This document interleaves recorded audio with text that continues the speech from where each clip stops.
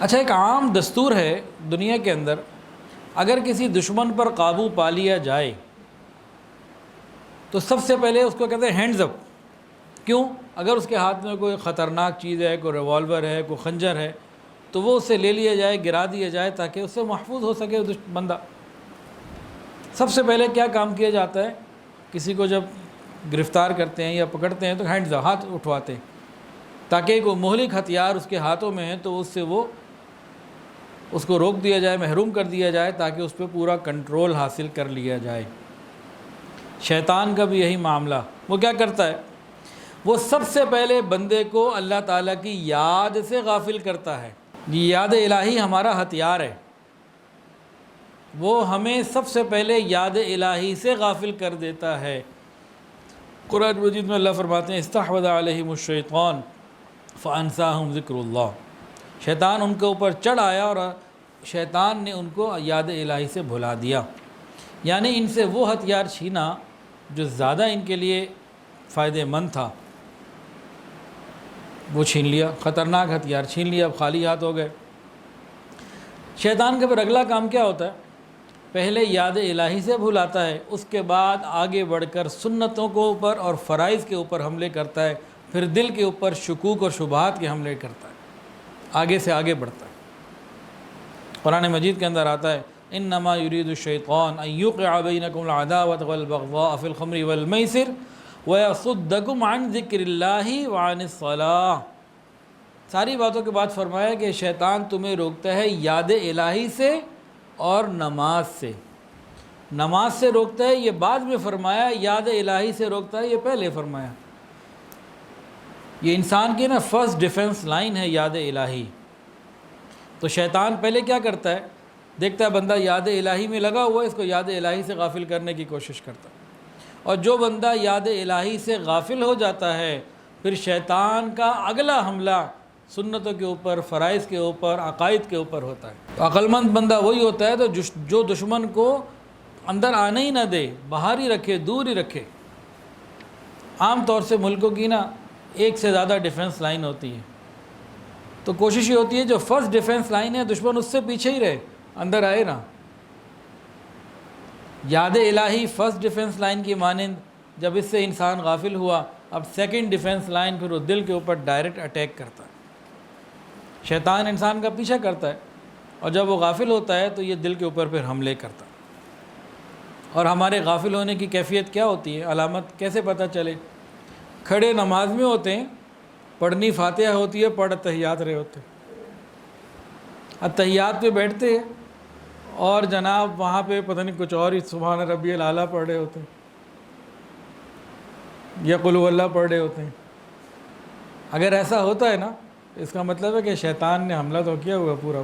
اللہ اکبر کبیرہ۔ کتنی عجیب بات ہے، ہم سارا دن دکان کے اندر ہوتے ہیں اور جب ہم نماز میں ہوتے ہیں تو ہماری دکان ہمارے اندر ہوتی ہے۔ صرف حاضری مطلوب نہیں ہے، اللہ کو حضوری بھی مطلوب ہے۔ نماز میں ہم حاضری بھی دیں اور حضوری کے ساتھ دیں، یہ مطلوب ہے۔ حدیث کے اندر آتا ہے لا صلاۃ الا بحضور القلب، حضور قلب کے بغیر نماز ہی نہیں ہے۔ اس نماز کی کوئی شان ہی نہیں ہے جس کے اندر حاضری تو ہے، حضوری نہیں۔ قرب قیامت کی علامات میں سے ہے مسجد نمازیوں سے بھری ہوئی ہوگی لیکن سب کے دل یاد الہی سے غافل ہوں گے۔ تو نماز میں حاضر ہو جانا یہ الگ کام ہے، اور دل کا اللہ کے سامنے حضوری میں آ جانا یہ ایک اور بات ہے۔ اچھا، نماز کا اصلی مقصد کیا ہے؟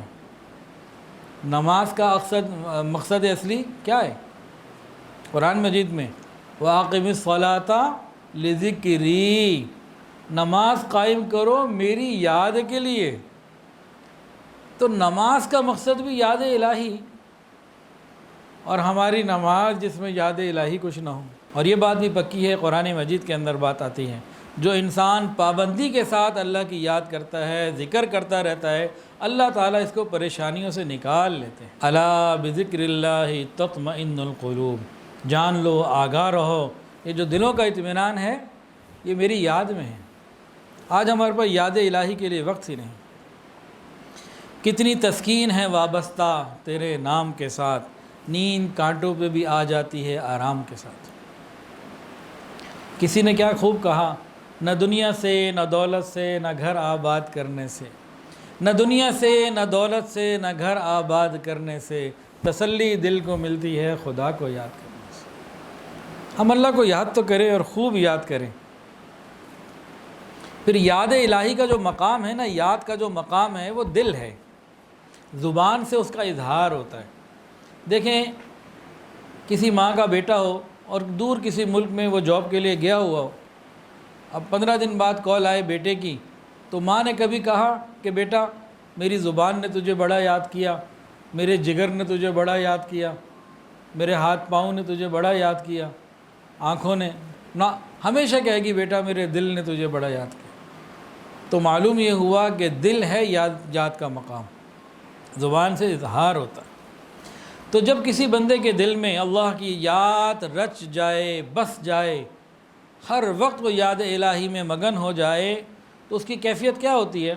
اس کی کیفیت یہ ہوتی ہے دست بکار دل بیار، ہاتھ کام کاج میں مشغول اور دل اللہ رب العزت کی یاد میں مشغول۔ اب یہاں بعض لوگوں کو سوال اشکال پیدا ہو جاتا ہے، جی یہ کیسے ہو سکتا ہے بندہ ہر وقت یاد الہی میں رہے؟ یہ ہو ہی نہیں سکتا۔ تو ایک مثال ہے، دیکھیں بھائی، دو بھائی ہیں، ایک اپنی جاب پہ جا رہا تھا، دوسرے نے انٹرویو کے لیے جانا تھا۔ جس نے انٹرویو کے لیے جانا تھا نا، اس کو بڑے بھائی نے سمجھایا ایسے دیکھنا، یہ کرنا، اعتماد سے جواب دینا، یہ بات ہو تو ایسے کرنا، اور اس چھوٹے نے کہا بھی آپ میرے لیے دعا کریں، میں جا رہا ہوں۔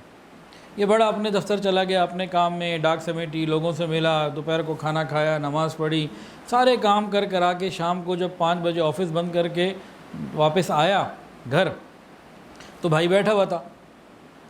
تو سلام کے بعد پہلی بات یہ کہ بھائی کیا بنا تمہارے انٹرویو کا، سارا دن تمہارے خیال میں رہا۔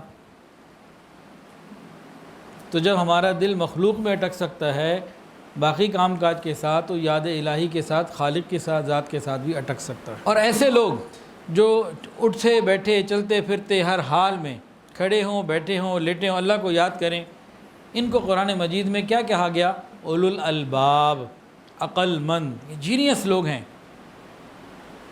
2 آیات سن لیجئے۔ ایک آیت میں فرمایا رجال لا تلہیہم تجارت ولا بیع عن ذکر اللہ واقام الصلاۃ وایتاء الزکاۃ یخافون یوما تتقلب فیہ القلوب والابصار۔ یہ جو رجال ہیں نا، اللہ کے جوان مرد بندے کون ہیں؟ یہ وہ ہیں جنہیں تجارت، خرید و فروخت، معاملات، لین دین یاد الہی سے غافل نہیں کرتے۔ اور دوسری آیت میں آیا الذین یذکرون اللہ قیاما وقعودا وعلی جنوبہم، وہ لوگ جو کھڑے، لیٹے اور بیٹھے اللہ تعالیٰ کو یاد کرتے ہیں۔ یہ 3 ہی تو کیفیات ہوتی ہیں، انسان یا کھڑا ہوگا یا بیٹھا ہوگا یا لیٹا ہوگا، یہ 3 ہی تو حالات ہوتی ہیں۔ یعنی ہر حال میں جو اللہ کو یاد کرتے ہیں، یہ عقل مند ہیں، یہ دانش مند ہیں، یہ جینیس لوگ ہیں۔ یہ قرآن مجید نے ان کو اولو الالباب فرمایا کہ اللہ تعالیٰ کی یاد دل میں رچ رہی ہو، بس رہی ہو، زبان سے بھی اسی کا ذکر ہو۔ ویڈیو کے نیچے سبسکرائب کے بٹن پہ کلک کریں، بیل کے آئیکن پہ کلک کیجئے تاکہ ہر نئی ویڈیو کی نوٹیفیکیشن آپ کو مل جائے۔